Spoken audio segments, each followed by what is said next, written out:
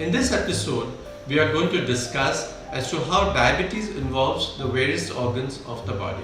When left uncontrolled, diabetes can involve any organ of the body. But we are going to discuss some of the important organs that are relevant for the episode. Starting from the eyes, the person can get a premature cataract or the retina can get involved. This can lead to loss of vision. It is important that you screen your eyes for retinopathy once in a year, and if it is involved, then appropriate treatment by an ophthalmologist is required. It can also involve the kidneys, and if left uncontrolled, there is a gradual progression of the kidney to renal failure. Now, can we avoid this? Yes.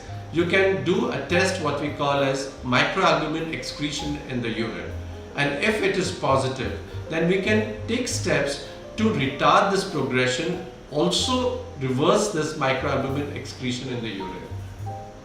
It can also involve the heart, and that's how the patient can develop heart attacks at an early age. So periodically the patient needs to be screened for heart problems by doing a routine ECG. At times an echo or a stress test where relevant. The nerves of the legs or the rest of the body can get involved, but mainly at an early stage the nerves of the leg get involved. So the patient may complain of loss of sensation, or they may have tingling or numbness. Very often in an advanced stage, the patient develops non-healing ulcers, deformities of the joints, callus formation, or they may have various deformities of the foot. Now, when the blood vessels of the leg are involved and the patient develops an ischemia, then the patient develops severe pain, and in a late stage can develop gangrene, which may lead to amputation of the legs. It is important to realize that when you have diabetes, you should avoid smoking, you should avoid alcohol, because this compounds the problem that the patient may already have due to diabetes.